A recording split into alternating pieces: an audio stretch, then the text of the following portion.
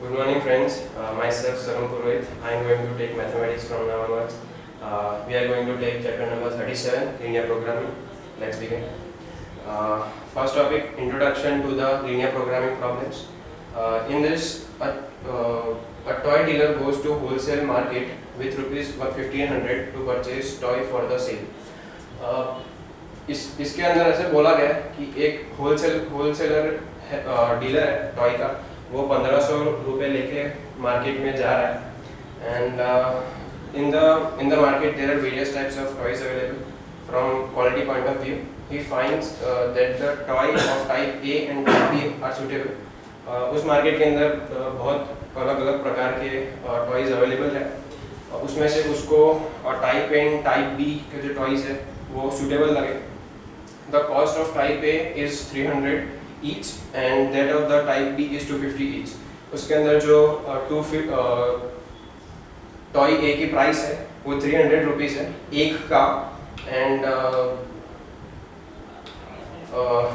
जो type B की price है वो 250 रुपीज़ है एक का. He knows that the type A toy can be sold for rupees 325 each while the type B can be sold 265 each. इसके अंदर उसने ऐसा सोचा कि टाइप ए की जो प्राइस है वो मैं 325 रखूँगा और टाइप बी की जो प्राइस है वो 265 रखूँगा एक का. Within the amount available to him he would like to make maximum profit. His problem is to find out how many type A and type B toys should be purchased so to get maximum profit. इसके अंदर ऐसा उसके पास जितने भी पैसे हैं वो उसको ध्यान में रखते हुए वो ऐसे सोचेगा कि जो टाइप ए की जो प्राइस है उसमें सबसे ज़्यादा प्रॉफिट मुझे मिले. अभी अब आगे देखें तो he can prepare the following chart into account all possible combinations of type A and type B. इसके अंदर ऐसे चार्ट बनाया गया है. जैसे टाइप ए का जो है उसने 5 टॉयज खरीदे और टाइप बी के जो है वो 5 खरीदे. इन्वेस्टमेंट 1500 जो पहले दिया गया था फिर 1300 ऐसा चार्ट उसने बना दिया था. उसके अंदर प्रॉफिट का भी बोला है कि 90 रुपीज़ एक टॉयज का है टाइप एंड टाइप बी का, 85 सेम एज अबव मैंने जो बोला अभी. सो अभी now the decision leading to maximum profit is clear. उसको ऐसा उसने ऐसा सोच लिया है कि जो प्रॉफिट का जो इन्वेस्टमेंट है वो ज़्यादा है एज कम्पेयर टू मार्केट. तो 5 toys of type A should be purchased. The above problem was easy to handle because the choice was limited to 2 types. इसके अंदर जो प्रॉब्लम है वो इजी हो जाता है क्योंकि सिर्फ 2 टाइप के टॉयज है. And the number of items to be purchased was small. Here all possible combinations were thought of, the corresponding gain calculated, but one must make sure that he has taken all possibilities into the account. अब इसके अंदर जैसे बोला गया है कि जो 2 types के जो टॉयज है उसकी कॉम्बिनेशंस एंड करस्पॉन्डिंग क्या मिलेगा उसको और क्या उसने पाया वो सब कैलकुलेट उसने कर दिया है. ना situation faced by the retailer of radio set similar to the one given above is described below. इसके अंदर से सिचुएशन आ गई कि जो रेडियो सेट्स जैसे उसके ऊपर जो टॉयज का एग्जांपल दिया था वैसे इसके अंदर रेडियो का एग्जांपल दिया गया है. A retailer of radio sets wishes to buy number of transistor radio sets from the wholesaler. इसके अंदर जैसे इसके पहले एग्जांपल में हमने बोला था कि होलसेलर मार्केट जा रहा है 1500 रुपये के साथ टॉयज लेने, वैसे इसके अंदर एक रेडियो रिटेलर जा रहा है मार्केट में रेडियो ट्रांजिस्टर लेने के लिए. वो भी 2 टाइप के हैं of radio sets which can be buy. Type A cost 360 and type B cost 240. So इसके अंदर जो रिटेलर गया है वो टाइप ए की कॉस्ट 360 है एक का एंड टाइप बी की जो प्राइस है वो 240 है एक का. So the retailer can invest 5,760 rupees by selling the radio sets. He can profit 50 of each set of type A and 40 of type B. How many of each type should he buy to maximize the profit? अब इसके अंदर ऐसे बोला गया है कि जो type A में उसको कितना प्रॉफिट हो रहा है 50 रुपीज़ का, और टाइप डी में उसको प्रॉफिट होएगा 40 रुपीज़ का। तो इसमें पॉसिबिलिटी ये ढूंढनी है कि सबसे ज़्यादा मैक्सिमाइज हिज टोटल प्रॉफिट, ये ढूंढने का। तो here we have to maximize the profit. Sometimes we come across a problem in which the cost are to be minimized. Consider the following problem. वैसे इसके अलग अलग टाइप के ऐसा ढूंढना पड़ेगा, जैसे उसके पहले में बोला है कि मैक्सिमाइज, अब कभी कभी मिनिमाइज भी होएगा। Two tailor A and B on 150 rupees and 200 rupees per day respectively.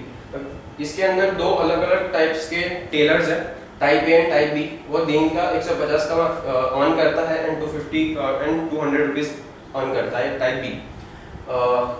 A can stitch 6 shirt and 4 pants per day, while B can stitch 4 shirts and 7 pants per day. जो A है वो दिन में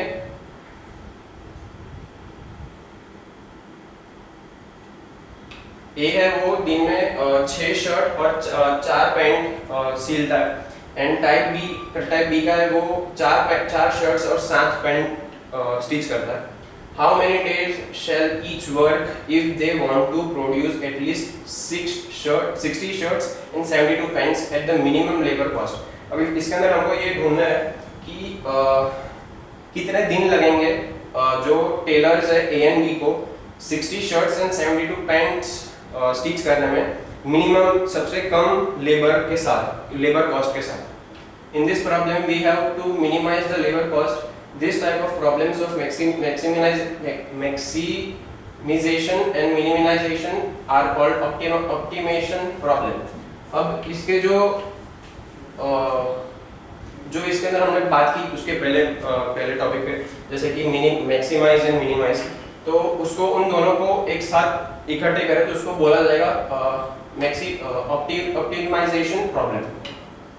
the technique followed by mathematicians to solve such problem is called linear programming। अब ये जो हम पढ़ने जा रहे हैं, मैथमेटिक्स से बोल रहे हैं कि ऐसे प्रॉब्लम्स को सॉल्व करने की टेक्निक को लीनियर प्रोग्रामिंग हम बोलते हैं। अब objectives after studying this lesson you will able to means ये हम पढ़ने के बाद हमको पता चलेगा कि understanding the terminology used in linear programming, convert different types of problem in the linear programming problems, use graphical method to find solution of the linear programming problems। इसके अंदर हम सीखेंगे कि टर्मिनोलॉजी लीनियर प्रोग्रामिंग में जो terminology use होती है वो सीखेंगे, फिर डिफरेंट टाइप्स ऑफ प्रॉब्लम है उसको कन्वर्ट करेंगे लीनियर प्रोग्रामिंग प्रॉब्लम में, फिर ग्राफिकल मेथड जो लीनियर प्रोग्रामिंग में यूज होती है वो हम इस चैप्टर में सीखेंगे। अभी definitions of various terms involved in the linear programming. A close examination of the example cited in the introduction points out one basic property that all these problems have in common. That is, in each example we are concerned with maximizing and minimizing some quantities. In first two example we wanted to maximize the return on the investment. In third example we wanted to minimize the labor cost. In linear programming terminology, the maximization or minimization of the quantity is referred to the objective problem. अब इसके अंदर हमने तीन example देखे। पहला जो example है वो मैक्सिमाइज के थे, और जो थर्ड एग्जांपल थे इसके ऊपर वाला टेलर वाला वो मिनिमाइजेशन का था। तो ऑब्जेक्टिव फंक्शन बात करते हैं। In linear programming problem z, the linear function of the variable which is to be optimized is called objective function। अभी इस लीनियर प्रोग्रामिंग का एक टर्म है z करके, तो उसको जो ऐसे लीनियर के फंक्शंस होते हैं उस वेरिएबल को हम ऑब्जेक्टिव फंक्शंस बोलते हैं। Here a linear form means mathematical expression of the type a1 x1 plus a2 x2 plus dot dot plus an xn, where a1 a2 up to an are constants and x1 x2 and xn are variables। अभी जो a1 a2 है वो जो example के अंदर जो value दी होगी वो होगी एंड x1 x2 जो हमें फाइंड करना है। In linear programming the the products, services, projects, etc. that are competing with each other for sharing the given limited resources called variables and decision. इस हमने ऊपर बात की वही है सेम. Constraint पे the limitations on resources like cash in the hand, production capacity, manpower, time, machines, etc. which are to be allocated among various competing variables are in the form of linear equations or inequalities are called constraint and restrictions. अभी इसके अंदर बोला गया कि जो limitations on resources है, like पैसों की बात हो रही है, फिर प्रोडक्शन कैपेसिटी, मैन पावर जो लेबर कॉस्ट में होता है, टाइम, मशीन्स एक्सेट्रा की जो इस कंस्ट्रेंट मतलब क्या कि कितनी यूज होगा उसके अंदर. अभी non negative restrictions all decision variables must assume non-negative values as negative values of physical quantities is impossible situation. अभी आपको पता होगा कि नेगेटिव वैल्यूज होगी वो पॉसिबल होगी ही नहीं फिजिकल क्वांटिटीज के अंदर, तो उसको हमने नाम दिया गया नॉन नेगेटिव वैल्यूज. अभी आगे टॉपिक पे बात करें formulations of a linear programming problem. अभी the formulation of a linear programming problem as a mathematical model involves the following key steps. अब इसके अंदर तीन टाइप्स के स्टेप्स हैं, स्टेप 1, स्टेप 2, स्टेप 3. अभी स्टेप 1 में हम देखेंगे कि identify the decision variables to be determined and express them in terms of algebraic symbols such as x1, x2, x3. इसके पहले हमने देखा कि a1 x1 plus a2 x2 up to an xn. तो जो x की वैल्यू जो है वो वेरिएबल्स को हम इंडिकेट करने जा रहे हैं. अब स्टेप 2 में हम देखेंगे कि identify all the limitations in a given problem and then express them in linear equations और inequalities in term of above defined decision variables. अभी इसके अंदर दिखा गया कि देखेंगे हम कि जो प्रॉब्लम दिया हुआ है वो एक्सप्रेस करने जा रहे हैं हम लीनियर इक्वेशंस और इन इक्वेशंस और इनइक्वालिटीज के अंदर, जो इसके पहले वाले जो सम हमने देखा वैसे ही. Identify the objective which is to be optimised, maximised और minimised and express in linear function of the above defined और डिसीजन वेरिएबल्स.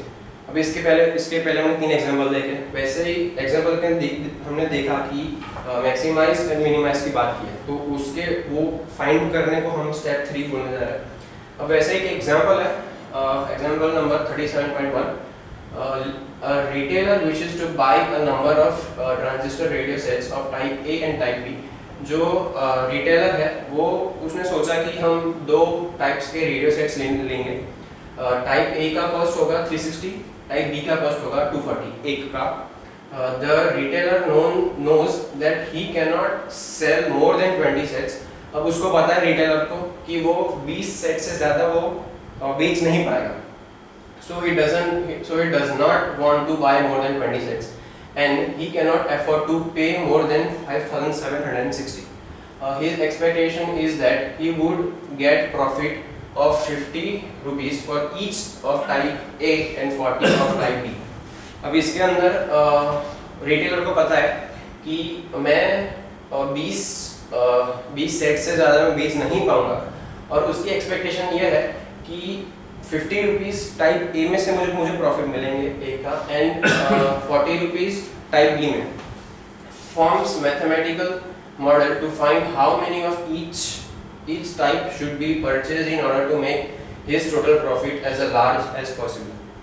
अब इसके अंदर हमको एक मैथमेटिकल फॉर्मूला बनानी है जिसके अंदर उस रिटेलर को पता चले कि मेरी प्रॉफिट सबसे ज़्यादा हुई है. तो let's start the solution. Suppose the retailer purchased x1 sets of type A and x2 sets of type B, since the number of sets of each type is non-negative values. So we have. अब इसके अंदर retailer ने x1 sets के type A radios लिए, x2 sets of type B के type radio लिए. अब x1 और x2 है वो नेगेटिव नहीं है, 0 से ज़्यादा ही है. So either x1 is greater than or equal to 0 and x2 is greater than or equal to 0. Also the cost of set x1 set of type A and x2 set of type B is 360 x1 plus 240 x2 and is and it should be equal or less than 5,760 rupees. अब इसके अंदर जो ये 360 and 240 है वो ऊपर दिया हुआ है इधर ये टाइप ए की प्राइस एंड टाइप बी की प्राइस ए का। तो वैसे हम इसके अंदर एक फॉर्मूला बनाएंगे 360 इंटू x1 जो कितने सेट्स लिए वो, फिर 240 इंटू x2 के जो मतलब फॉर्मूला ही बन जाएगा। और इसके अंदर बोला गया है कि इन दोनों का एडिशन करो तो 5,760 से कम होना चाहिए। सो फॉर्मूला हमारा ये ऐसा बनेगा कि 360 x1 plus 240 x2 is less than or equal to 5,760 rupees। अब इसको हम डिवाइड करेंगे, हमको ये मिलेगा 3x1 plus 2x2 less than or equal to 48। इसको हम 3 नंबर दे सकते हैं। Further the number of sets of both types should not be exceed 20। अब इसके अंदर रिटेलर को पता है कि मैं 20 सेट से ज़्यादा नहीं बेच पाऊंगा, तो वो उसने एक कंडीशन रख दी कि दोनों को एडिशन करे तो 20 से ज़्यादा नहीं होना चाहिए। वैसे इसके अंदर सेम ऐसे एक फॉर्मूला बनाई है कि x1 plus x2 is less than or equal to 20। उसको हम फोर्थ पॉइंट नाम दे देंगे। Since the total profit consists of profit derived from the selling the x1 type A and x2 type B sets, therefore the retailer earns 50 rupees from x1 on type A and rupees 40 x2 on type B। तो इसके अंदर जो हमारा profit एक का हो एक type A में उसको प्रॉफिट हुआ 50 रुपीज एंड टाइप बी में उसको प्रॉफिट हुआ 40 रुपीज। तो हमने एक फॉर्मूला बनाई है z equals to 50x1 plus 40x2, उसको हम 5 नाम दे देंगे। Hence the mathematical formulation of the given linear programming problem is as follows। तो हम इसके अंदर फाइंड करेंगे x1 x2 maximize z equals to 50x1 plus 40x2, वो हमारा होगा ऑब्जेक्टिव फंक्शन। इसको हम ऑब्जेक्टिव फंक्शन बोलेंगे z की टर्म को। अब हमने जो पहले बात की कंस्ट्रेंट्स की, तो इसमें कंस्ट्रेंट्स होगा 3x1 plus 2x2 less than or equal to 48। दूसरे कंस्ट्रेंट होगा x1 plus x2 less than or equal to 20 and x1 is greater than or equal to 0 and x2 is greater than or equal to 0। ये उसका constraint हो गया। Let's talk about a second example। Soft drink company has 2 bottling plant, one located at P and other at Q। Each plant produces 3 different soft drinks A, B and C। अब एक soft drink की company है जो जिसका bottle plant है, एक located है point P पे एंड दूसरा लोकेटेड है एक पॉइंट Q पे। अब ये जो प्लांट्स है, 2 प्लांट्स, वो 3 अलग-अलग टाइप्स के सॉफ्ट ड्रिंक्स बनाते हैं A, B and C। The capacity of the 2 plant in terms of number of bottles per day are as follows। अब ये प्लांट है P and Q, products A, B and C जो soft drinks है। अब plant A है वो soft drink A 3000 बनाते हैं एक दिन में, plant Q soft drink A 1000 बनाता है। वैसे ही ऐसा ही एक टेबल उन्होंने एग्जांपल में दिया हुआ है। Type soft drink B at P पे 1000, Q पे 1000, C जो है वो 2000 and 6000। फिर दिया गया a market survey indicates that during the month of May there will be demand of 24,000 bottles of type A and 16,000 bottles of type B and 48,000 bottles of type C। अब इसके अंदर marketing का जो सर्वे होता है उसको मद्देनजर रखते हुए उसको पता चला कि जो मई का जो महीना है उसमें सबसे ज़्यादा डिमांड 24,000 बॉटल्स की है टाइप A की, 16,000 bottles type B की और 48,000 bottles of type C। The operating cost per day of running plants P and Q are respectively rupees 6,000 and rupees 4,000। How many days should be the firm run each plant in the month of May so that the production cost is minimized while still meeting the marketing demand। अब इसके अंदर हमको ये ढूंढना है कि जो company है वो कितने दिन काम करेगी मई के महीने में, सो दैट जो प्रोडक्शन कॉस्ट है वो सबसे कम हो एंड मार्केटिंग की जो डिमांड है वो हम फुलफिल कर सकें। तो सॉल्यूशन देखते हैं। suppose that the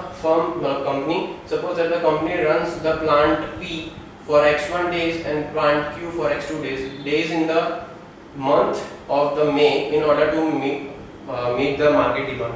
पहले हमने बात की कि कितने दिन काम करते हैं मई के महीने में, तो मार्केट की जो डिमांड है वो उसको फुलफिल कर सके.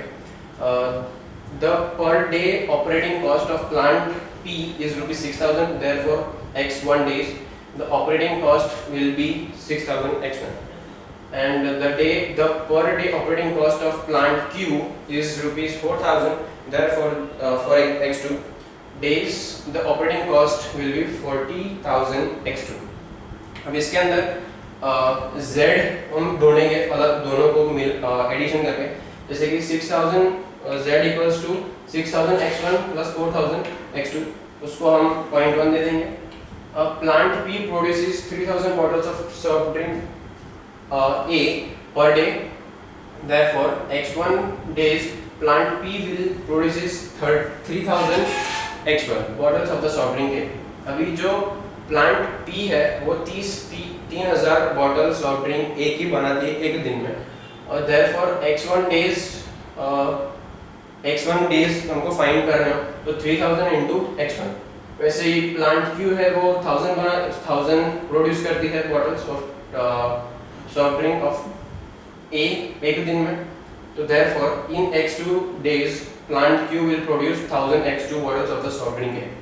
Total production of the soft drink A is supposed to be supposed period is 3,000 x1 plus 100,000 x2, but there will be the demand for 24,000 bottles of this soft drink, so the total production of this soft drink must greater than or equal to this demand.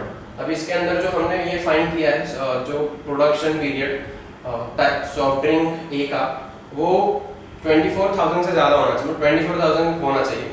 तो हमने लिख दिया कि 3,000 x1 plus 1,000 x2 is greater than or equal to 24,000. अब इसको हम 1,000 से divide करें तो हमको ये मिल जाएगा, जैसे कि 3x1 plus x2 is greater than or equal to 24. Similarly, for the other two soft drinks, we have the constraints like 1,000 x1 plus 1,000 x2 greater than or equal to 16. 1,000 से डिवाइड कर दो again, x1 plus x2 greater than or equal to 16. अभी जो तीसरा soft drink है वो 2,000 x1 plus 6,000 x2 is greater than or equal to 48,000. x1 plus 3x2 is greater than 24. अब इसको डिवाइड किया है 2,000 से, सो हमको ये पॉइंट मिल जाएगा. x1 and x2 are non-negative being the number of days, so x1 की वैल्यू 0 से ज़्यादा होगी और उससे इक्वल होगी, and x2 की भी same, x2 is greater than or equal to 0. Thus our problem is to find x1 and x2 which minimize, जो हमने ऑब्जेक्टिव फंक्शन इसके पहले बात की, z equals to 6,000 x1 plus 4,000 x2. अब इस एग्जाम्पल की जो कंस्ट्रेंट्स है वो है 3x1 plus x2 is greater than or equal to 24 and x1 plus x2 is greater than or equal to 60.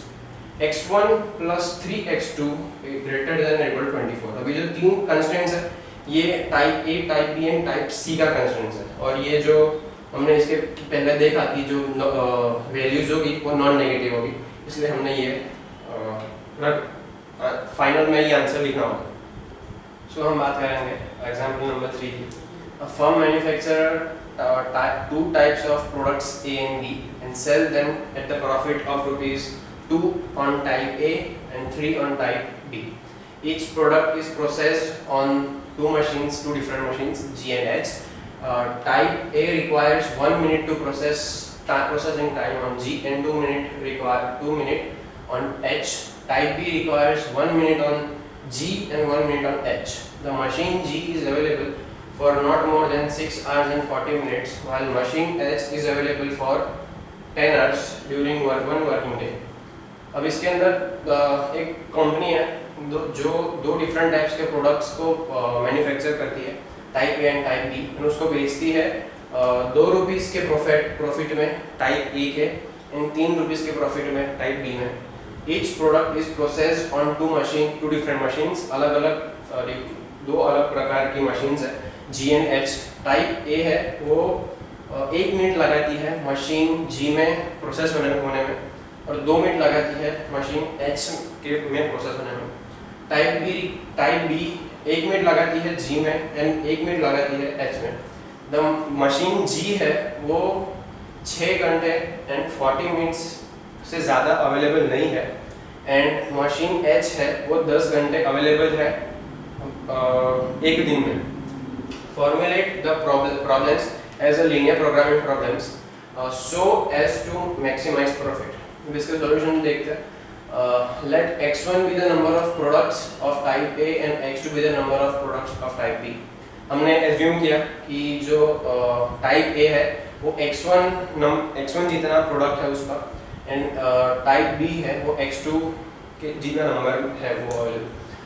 Machine वैसे ही ये चार्ट हमको एक बनाना है, जैसे कि machine processing time of product in minutes, type A type B x1 units x2 units, availability time machine कितने घंटे available है, प्रॉफिट कितना हुआ। अब इसके अंदर देखते हैं कि टाइप A है वो 1 मिनट लगाते हैं, इधर इसमें हमने देखा it requires 1 minute to process on G and 2 minutes on H। Type B requires 1 minute on G and 1 minute on H। अब इसी के अंदर ऐसे एक चार्ट के अंदर दिया गया जैसे कि 1 मिनट 2 मिनट 1 मिनट और 1 मिनट। अब अवेलेबल टाइम जो मशीन G है वो 6 घंटे एंड 40 मिनट से ज़्यादा अवेलेबल नहीं है एंड मशीन H है वो 10 घंटे अवेलेबल है। तो 400 कैसे आया, ये 6 आवर्स है, सो इसको 6 आवर्स इंटू 60, 1 घंटे 60 मिनट होता है, तो होता है 36 प्लस जो ये 40 है उसको 40 ऐड करेंगे तो 400। अब मशीन H की बात करें वो 10 घंटे अवेलेबल है, सो 10 घंटे मतलब 10 इंटू 60 सो 600, तो 600 उसकी मिनट हुई। अब इसका प्रॉफिट की बात करते हैं तो मशीन टाइप A है वो 2 रुपीस के प्रॉफिट में बिकेगा per unit and type B है वो 3 रुपीस। अब इसके अंदर आगे देखते हैं। Since the profit on type A is ₹2 per product, so the profit on selling x1 unit of type A will be 2x, क्योंकि ये 2 रुपीस इंटू x1 जितनी यूनिट है and similarly the product on selling x2 unit of type B will be 3x2। वैसे ही जो type B है वो 3 rupees में बेचेंगे एंड मल्टीप्लाई करेंगे x2। Therefore the total profit on selling x1 unit of type B and x2 unit of type B is given by z equals to 2x1 plus 3x2 जो हमारा होगा objective function. Since machine G takes 1 minute time on type A and 1 minute time on type B, therefore the total number of minutes required on the machine G is given by x1 plus x2। एक minute है इसलिए हमने addition कर देना है 1x1 plus 1x2, ये 1 इसलिए। But the machine G is not available for more than 6 hours and 40 minutes, that is 400 minutes। So ये x1 plus x2 is less than or equal to 400, क्योंकि 400 minutes से ज़्यादा available वो नहीं होगी machine G। Similarly, the total number of minutes required on machine H is given by 2x1 plus x2, और जो machine H है वो 10 घंटे अवेलेबल है, सो 600 minutes. Therefore 2x1 plus x2 is less than or equal to 600। ये point 3 हमको ये consider कर लेना है। Since it is not available to produce negative quantities, so x1 and x2 दोनों की जो वैल्यूज होगी वो 0 से ज़्यादा होगी। Thus the problem is to find x1 and x2 which maximize z equals to 2x1 plus 3x2 जो हमारा ऑब्जेक्टिव फंक्शन होगा। अब इस एग्जांपल का कंस्ट्रेंट होगा x1 plus x2 is less than or equal to 400, 2x1 plus x2 is less than or equal to 600। जो x1 and x2 की वैल्यू होगी वो 0 से ज़्यादा होगी। Let's talk about a fourth example. A few furniture manufacturer makes two types of sofas, and sofa of type A and sofa of type B. For simplicity, divide the production process into three distinct operations, says carpentry, finishing, upholstery. The amount of labor required for each operation varies. Manufacturers of sofa of type A require 6 hours of carpentry, 1 hours of finishing and 2 hours of upholstery. अब इसके अंदर दिए बोला गया है कि एक furniture manufacturer है, वो दो टाइप्स के सोफा बनाता है, sofa of type A and type B. Simplicity करने के लिए इस प्रोडक्शन प्रोसेस को तीन अलग अलग प्रोसेस ऑपरेशंस में डिवाइड कर दिया गया है. First carpentry, finishing and upholstery. The amount of labour required for each operation varies. जो अमाउंट जो कॉस्ट होगी लेबर का वो अलग अलग प्रोसेस, तीन अलग अलग प्रोसेस के लिए अलग अलग वेरीज होता रहेगा. अब टाइप ए का जो सोफा है वो 6 घंटे लगाता है कार्पेंट्री करने में, 1 घंटा लगाता है उस सोफे को फिनिशिंग करने में एंड 2 घंटा लगाता है अपॉलिस्ट्री करने में. Manufacturers of sofa of type B requires 3 hours of carpentry, 1 hour of finishing and 6 hours of upholstery. अब टाइप B का जो सोफा है वो 3 घंटे कार्पेंट्री के लिए लगाता है, 1 घंटा फिनिशिंग करने के लिए एंड 6 घंटा अपॉलिस्ट्री के लिए. Owing to limited availability of skilled labor as well as the tools and equipment, the factory has available each day 96 man of hours of carpentry, 18 man hours of finishing and 72 man hours of upholstery.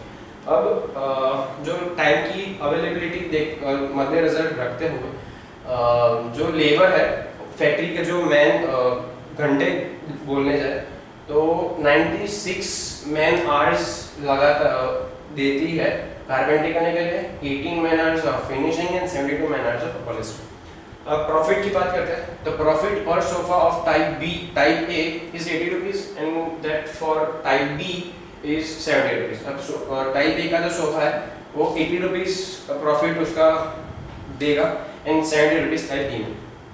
How many sofas of type A and type B should be produced each day in order to maximize the profit. Formulate the problems as linear programming problem.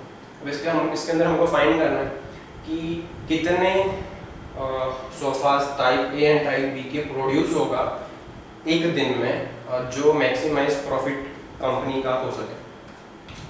Solution की बात करें, the different operations and availability of man hours for each operations can be put in the tabular form. अब इसके अंदर जैसा table बना दिया गया, operation sofa of type B A type B available labours. 3 operation है कार्पेंट्री, फिनिशिंग, अपॉलिस्ट्री. 6 घंटे type A में लगाता है जिसके ऊपर दिया गया है, मैंने बात की थी कि sofa of type A require 6 hours of upholstery and 1 hour of finishing, 2 hours of upholstery. वैसे इसके अंदर टेबल के फॉर्म में अप्लाई किया है. जैसे 6 घंटा type A, 1 hour finishing and 2 hours of upholstery. Sofa of type B 3 घंटे कार्पेंट्री, 1 घंटा फिनिशिंग एंड 6 hours अपॉलिस्ट्री है. 96 man hours, 18 man hours and 72 man. अब टाइप ए है वो 80 रुपीज एंड टाइप बी 70. उसके ऊपर जो हमने बात की सेम इसको टेबल के फॉर्म में दिखा गया. अभी let's begin. Let x1 be the number of sofas of type A and x2 be the number of sofas of type B. अब each इसके अंदर बोला गया है कि x1 जितना नंबर जितना सोफास टाइप A का होगा and x2 जितने नंबर जितना टाइप B का. Each row of the chart gives one restriction. The first row says that the amount of carpentry required 6 hours of each for each sofa of type A and 3 hours of each sofa of type B. Further only 96 जो हमने ऊपर बात की वही इसके numbers के form में दिखा गया. अब इसके अंदर इन्होंने फाइंड किया the number of mens in minus hours per day carpentry is equal to number of hours of carpentry per sofa of type A into number of sofa of type B plus number of hours carpentry of sofa of type B into number of sofa of type B. अब इसके अंदर ये जो हमने बात की ऊपर उसको एक नंबर के फॉर्म में हम लोगों ने दिखाया x6 into x1 plus 3 into x2. The requirement that at most 96 hours of carpentry per day means जो 96 मैन आवर्स लगाती है एक दिन में, वो उसको एक मैथमेटिकल फार्मूला के अंदर दिखाया गया। जैसे 6x1 plus 3x2 less than और इक्वल टू 96। अभी इसको फर्दर डिवाइड करेंगे 3 से, सो 2x1 plus x2 less than और इक्वल टू 32। उसी तरह जो सेकेंड एंड थर्ड रो है उस जो चार्ट में, उसके भी रिस्ट्रिक्शंस दिए गए हैं फिनिशिंग एंड अपॉलिशरी रिस्पेक्टिवली। तो x1 plus x2 less than और equal to 18 point number second, and 2x1 plus 6x2 less than or equal to 72, which is divided by 2. So x1 plus 3x2 less than or equal to 36. Since the number of sofas cannot be negative में इसकी values के answers नहीं देंगे वो लोग, क्योंकि होगी भी नहीं। तो x1 and x2 की जो value है वो greater than or equal to 0 होगा। Now the profit comes from two sources, that is sofas of type A and sofas of type B. Therefore, profit is equal to profit from sofas of type A plus profit from sofas of type B. अभी is equal to profit per sofa of type A into number of sofas of type B. अब type A का जो sofa है उसको कितना profit मिलता है into कितने सोफास टाइप ए में प्रोड्यूस होता है, उन दोनों को मल्टीप्लाई करने का। फिर टाइप बी का जो प्रॉफिट है वो इनटू कितने यूनिट्स है वो टाइप बी इनटू मल्टीप्लाई करें तो हमारा ऑब्जेक्टिव फंक्शन हो जाएगा। जैसे कि z equals to 80x1 plus 70x2, ये हमारा हो गया objective functions. Thus the problem is to find x1 and x2 which is maximize z equals to 80x1 plus 70x2। अब इस एग्जांपल का कंस्ट्रेंट्स हम देखेंगे, 2x1 plus x2 is less than equal to 32, x1 plus x2 is less than equal to 18, x1 plus x2 3x2 is less than equal to 36, and जो values होगी जो negative नहीं होगी वही सेम, जैसे x1 greater than equal to 0 and x2 is greater than equal to 0, ये उसका हो गया कंस्ट्रेंट। अब बात कर, ये एग्जांपल्स दिए हुए हैं कि हम खुद को सॉल्व कर लेंगे।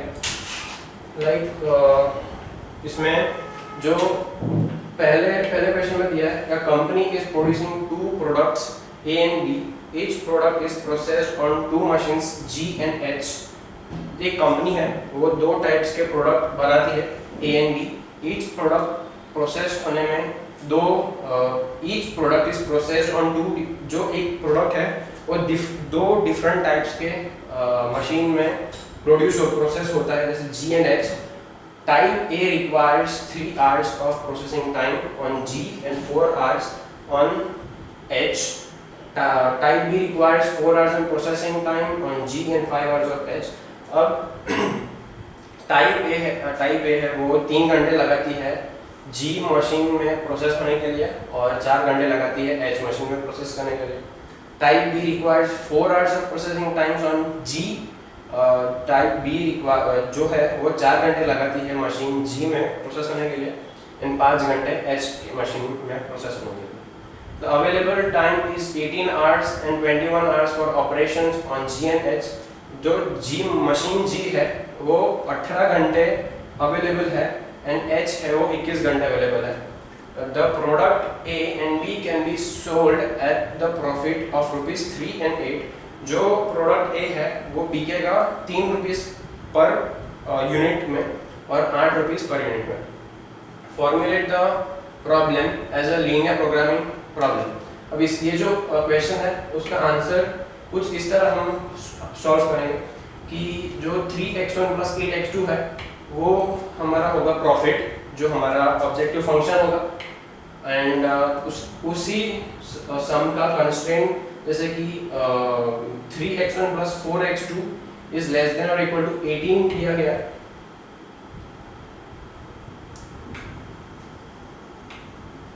जैसे कि टाइप ए रिक्वायर्स 3 घंटे एंड 4 घंटे, 3x1 plus 4x2 3x1 plus 4x2 is less than और इक्वल टू 18 घंटे से 18 घंटे से ज़्यादा मशीन जी अवेलेबल नहीं है। अब वैसे ही दूसरा 4x1 plus 5x2 is less than equal to 21। वैसे ही जो मशीन H है वो टाइप बी है, वो 4x1 plus 5x2 is less than और इक्वल टू 21 घंटे से ज़्यादा अवेलेबल नहीं है machine H।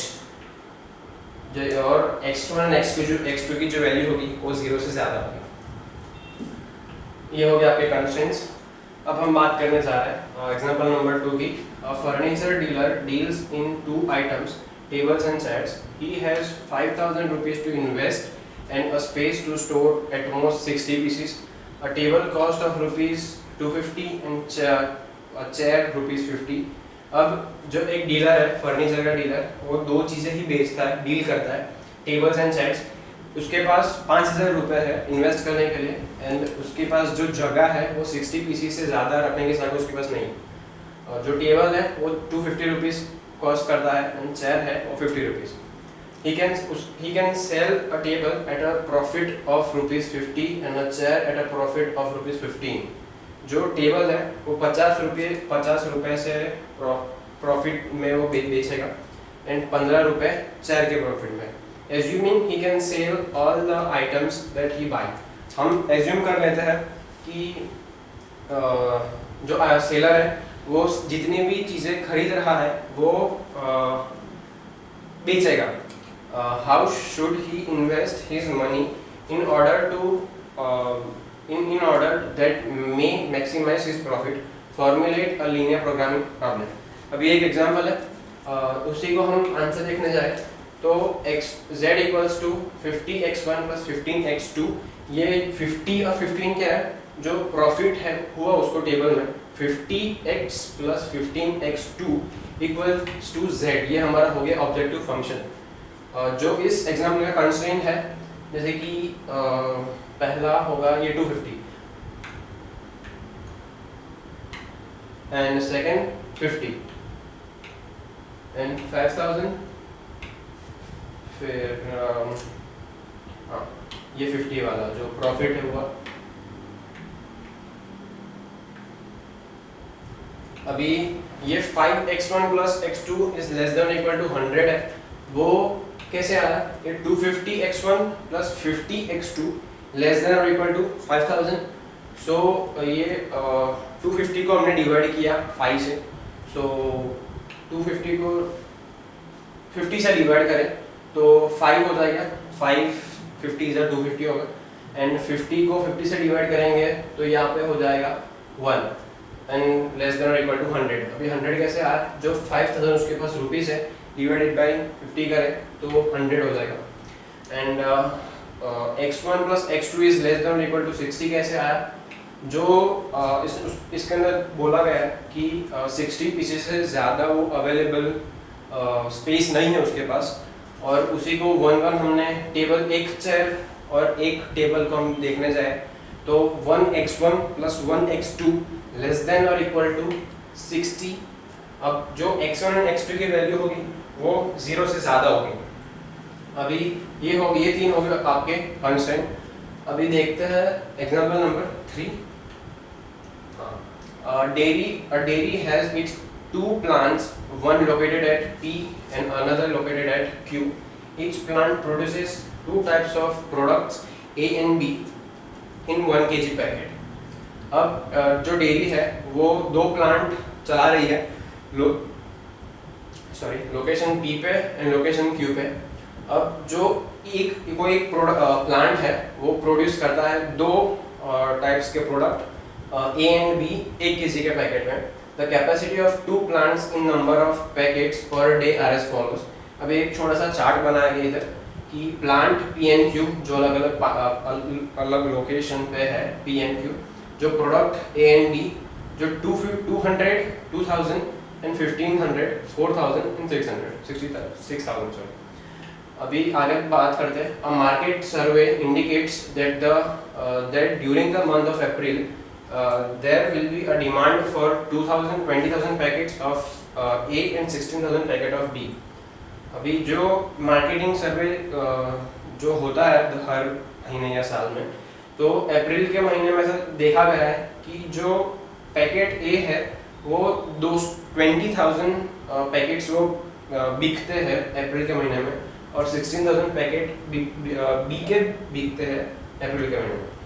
The operating cost per day of running plant P and Q are respectively 4,000 and 7,500. How many days should the firm run each plant in the month of April so that the production cost is minimized while still meeting the marketing demand? Formulate the linear programming problem. अब ये example है, हमने पहले देखा दो तीन, एक second अभी,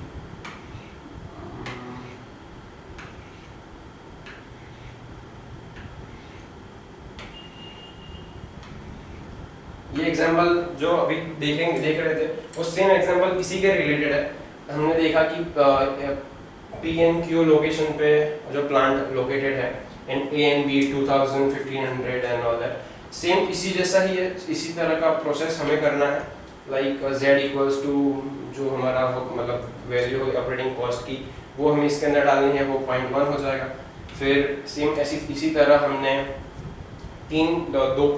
इसमें जैसे हमने ढूंढा 3 पॉइंट्स 2, 3 एंड 4, और हमारा जो थर्ड एग्जाम्पल है उसमें हम ढूंढेंगे सिर्फ 2 पॉइंट 2 एंड 3, क्योंकि इसके अंदर 3 अलग अलग प्रोडक्ट्स है और हमारे पास हमारे एग्जाम्पल में सिर्फ 2 ही है. तो हमारे मिनिमाइज ऑब्जेक्टिव फंक्शन होगा z equals to 4000 x1 plus 7500 x2, और इसी का कंस्ट्रेंट होगा 4x1 plus 3x2 is greater than और equal to 40, and 2x1 plus 3x2 is greater than equal to 8, and x1 and x2 की जो वैल्यू होगी वो 0 से ज़्यादा होगी. अभी आगे का सम करते हैं. सम नंबर 4.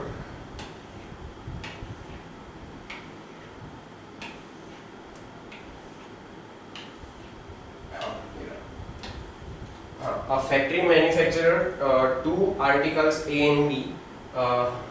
जो एक फैक्ट्री मैन्युफैक्चरर है वो 2 आर्टिकल मैन्युफैक्चर करता है A and B.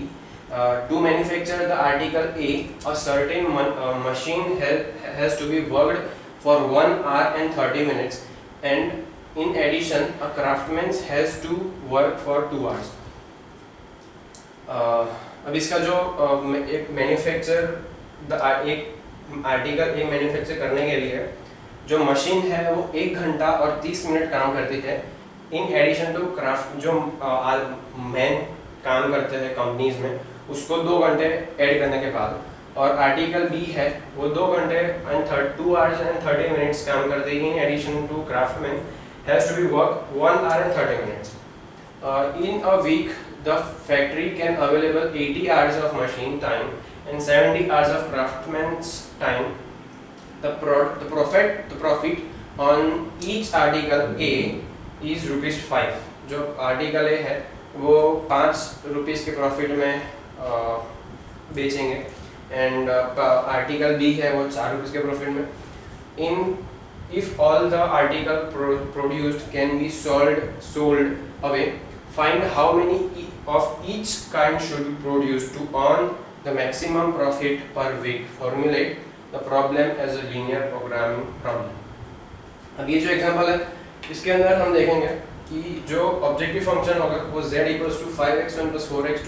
अब ये कैसे आया, यहाँ पे प्रॉफिट दिया हुआ है a का 5 रुपीज़ एंड b का 4 रुपीज़, तो 5x1 plus 4x2 is equal to हमारा हो गया z जो मैक्सिमाइज ऑब्जेक्टिव फंक्शन है.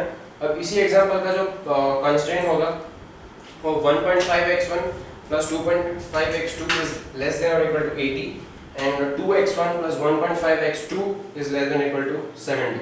अभी इसका जो x1 and x2 की वैल्यू होगी वो 0 से ज़्यादा होगी, और ये 3 हमारे कंस्ट्रेंट हो गए. अब बात करते हैं आगे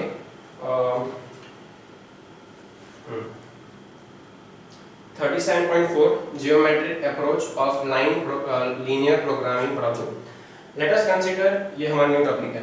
Let us consider a sample problem in 2 variables x and y. Find x and y which satisfies the following equations. X plus y is equal to 4 and 3x plus 4y is equal to 14. Solving this equation, we get x equals to 2 and y equals to 2. What happens when the number of equations and variables are more? We can find the unique solutions for such system of equations. However, a unique solution for a set of simultaneous equations in n variable can be obtained if there are exactly n relations. What will happen when the number of relations is greater than or less than n? A unique solution will not exist, but the number of trial solutions can be found. Again, if the number of relations is greater than or less than the number of variables involved and the relations are in form of inequalities. अब दूसरा topic, solution of linear programming problems. In the various section we have seen the problem in which the number of relations are not equal to the number of variables, and many of the relations are in the form of inequations or inequalities, that is less than or equal to or greater than or equal to, maximize or minimize a linear function of the variable subject to such conditions. इसके previous section में हमने देखा कि जो sums है, problems है, वो deal करता है नंबर्स ऑफ रिलेशंस जो इक्वल भी हो है और नहीं भी है नंबर ऑफ वेरिएबल में. और now the question is how one can find the solution for such problem. अब हमारे दिमाग में ये क्वेश्चन अराइज होता है कि कैसे हम इसके सॉल्यूशन को फाइंड करेंगे इस प्रकार के प्रॉब्लम के. To answer this question, let us consider the system of inequations and inequalities or inequation. अब देखते हैं, ऐसे एक चार्ट दिया गया है कि x axis and y axis है जो greater than x equal to greater than और इक्वल टू 0 में है. अभी जो दूसरी एक्सिस है वो y greater than equal to 0 जो ऊपर की तरफ जा रही है. We know that x is greater than or equal to 0 represent a region lying towards the right of y-axis, including the y-axis. Similarly, the region represented by y is greater than or equal to 0 lies above the x-axis, including the x-axis. अब ये दूसरा एक छोटा सा example, एक topic है. The question arises, what region will represented by x greater than or equal to 0 and y is greater than or equal to 0 simultaneously. दोनों एक साथ अगर क्वेश्चन में दिया गया हो कि x की वैल्यू और y की वैल्यू 0 से ज़्यादा है तो हमें इस टाइप का एक ग्राफ मिलेगा जो x और y के पॉजिटिव फर्स्ट क्वाड्रेंट में उसकी वैल्यूज होगी. And obviously the reason given by the x is greater than or equal to 0, y is greater than or equal to 0 will consist of those points which are common, both x is greater than or equal to 0 and y is greater than or equal to 0. It is in the first quadrant. हम देख सकते हैं कि ये इसके जो points हो गए वो फर्स्ट क्वाड्रेंट में अपीयर दिखे जा रहा है डिस्प्ले वाइज में. Next we consider the graph of equation x plus 2y less than or equal to 8. For this, first we draw the line x plus 2y is equal to 8. हमें पहले एक line बनानी पड़ेगी जो x plus 2y is equal to 8 के form में होगी. And then we have to find the region satisfying x plus 2y is less than or equal to 8. Usually we can choose x equals to 0 and calculate the corresponding value of y. Choose y equal to 0, can calculate the corresponding value of x. अब इसके अंदर जो ये दिया गया है कि x plus 2y is equal to 8, हम एक एक करके चूज करना पड़ेगा. पहले बार में x की वैल्यू को हम 0 करेंगे तो 2y is equal to 8, तो 2 से 8 कट हो जाएगा तो y equals to वैल्यू होगी 4. एंड ऐसी तरह दूसरी बार में y की वैल्यू को 0 करेंगे तो x की वैल्यू हो जाएगी 8. अभी हाँ, corresponding value of x. To obtain two sets of values, this method fails if the line is parallel to either of the axes or passes through the origin. In that case, we choose any arbitrary value of x and y to satisfy this equation. अब plot करते से मैंने अभी आपको बोला कि एक एक वैल्यू हम रखेंगे, जैसे कि x इक्वल टू 0 पर है तो y की वैल्यू 4 होगी. इसके अंदर देखो x की वैल्यू 0 तो y की वैल्यू 4. अब y की वैल्यू को 0 करेंगे तो x की वैल्यू हो जाएगी 8. अब ये पॉइंट्स है, वैसे हम इसको प्लॉट में प्लॉट कर देंगे, ग्राफ में प्लॉट कर देंगे. फर्स्ट पॉइंट 8 इक्वल्स 8 एंड 0 जो a का पॉइंट है, एंड b 0 4 जो इधर दिया गया है. तो ये लाइन को हम बोलेंगे x plus 2y is equal to 8.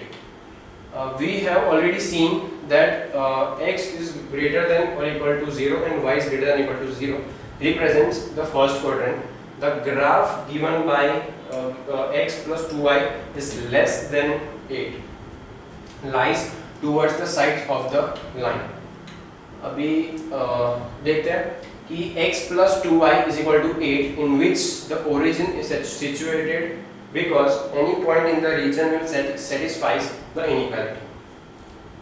Hence, the shaded region in the figure this is represents x is equal to greater than or equal to 0 and y is greater than or equal to 0, and the line x plus 2y is equal less than or equal to 8. अगर जो line है वो less than or equal to 8 होगी तो origin से और जो हमारा पोर्शन होगा,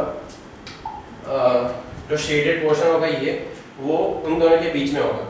अभी दूसरे वे में बात करते हैं कि similarly if we have to consider the region beyond bounded by x is greater than or equal to 0, y is greater than or equal to 0, and the line x plus 2y is greater than or equal to 8. अब इसमें हमने बात की कि x जो ये value है, जैसे कि x plus 2y is less than or equal to 8, तो ये ओरिजिन के अंदर जाएगा, और इसमें greater than or equal to 8 है, तो ये जो ओरिजिन वाला पॉइंट होगा हमारा, ओरिजिन से लाइन है उससे ऊपर के पोर्शन में जो भी पॉइंट्स कवर होंगे वो उसको गिना जाएगा.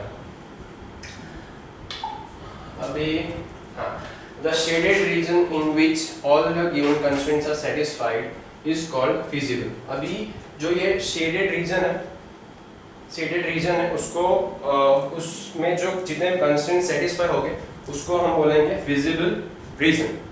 अभी feasible solution, a set of value of the variable of linear programming problem which satisfies the set of constraints and the non-negative restriction is called feasible solution. अभी लीनियर प्रोग्रामिंग के problems के अंदर हमें जो कंस्ट्रेंट्स मिलेंगे, जो sets of constraint जो 3-4 point के होंगे, और जो नॉन नेगेटिव रिस्ट्रिक्शन जैसे x and y is greater than और इक्वल टू 0 की जो वैल्यू का जो पॉइंट है उसको उन सबको साथ में रखें तो हम feasible solution of the problem बोल सकते हैं. वैसे ही ऑप्टिमल सॉल्यूशन को topic, a feasible solution of the linear programming problem which optimizes its objective function is called. जो linear programming का जो प्रॉब्लम होगा उसके अंदर जो ऑब्जेक्टिव फंक्शन होगा, जैसे कि z equals to something x ax1 plus ax2, वो हो गया ऑप्टिमल सॉल्यूशन फॉर उस प्रॉब्लम का. I mean note, if none of the feasible solution maximizes or minimizes the objective function, or if there are no feasible solution then the linear programming has no solutions. अगर कोई problem के अंदर feasible जब उसका feasible solution होगा वो ना ही maximise है और ना ही मिनिमाइज दिया गया है ऑब्जेक्टिव फंक्शन के अंदर, तो उस लीनियर प्रोग्रामिंग के अंदर कोई सॉल्यूशन होगा नहीं.